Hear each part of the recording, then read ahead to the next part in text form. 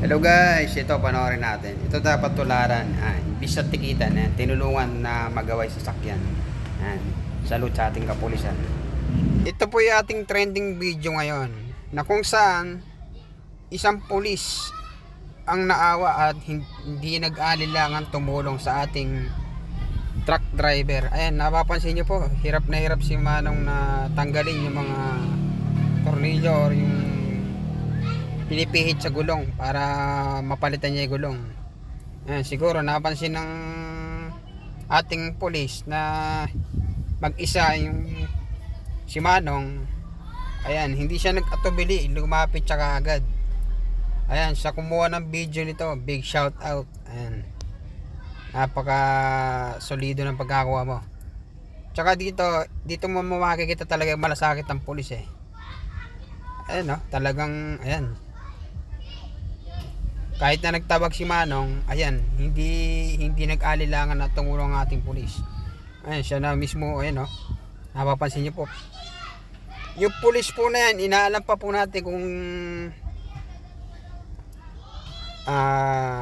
saan assign. Pero tingin ko po to sa Aurora Police to.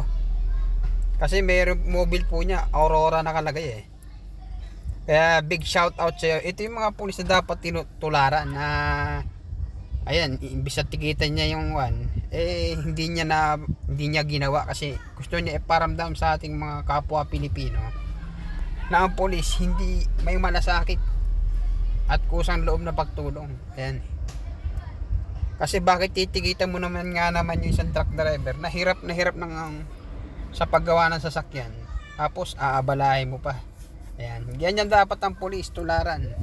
Kaya sa mga nagkomento po ng papuri at may nagsend po ng star dito, maraming salamat po at sana po magkaroon tayo ng pagkakataon na ma-interview itong pulis na to para mabigyan ng commendation. Ito dapat yung mga na-highlight sa PNP. Kasi natatabunan po yung magagandang ginagawa ng pulis. Dahil sa ganitong ginagawa po ng pulis, yung mga good deeds po nito, mas na high or tumataas ang moralidad ng PNP, lalo na kapag napupuri ng ganito, lalo na yung mga ganitong gawain na talagang kusang loob na pagtulong.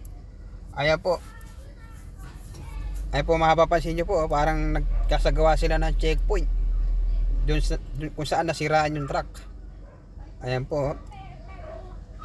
Ayan po nakalagay sa Aurora Police. Pulis siya ng Aurora. Ayan po.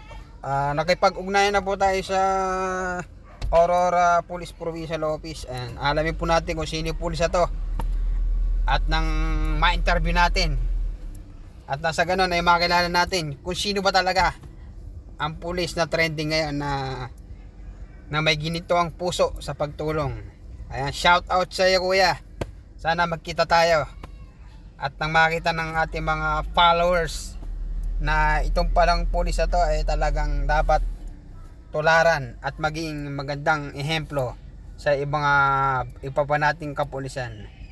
Ayan po, hindi talagang kahit pagod talagang ginawa niya pa rin yung kanyang makakaya para matulungan si Manong driver. Ayan, shout out at sa buong Aurora Province at sa buong Pro 3, shout out po sa inyo. Ayan, napakaganda po dyan sa Aurora Province. Yan po ang police. Yan nga po ang laging sinasabi ng Chief PNP. Kailangan magkaroon tayo ng malasakit at serbisyo sa kapwa. Ayan, sa susunod na video natin, ipapakilala ko kung sino yung policeman na to.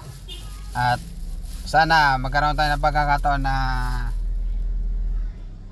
makaharap siya ng face to face. And shout out to you, idol. And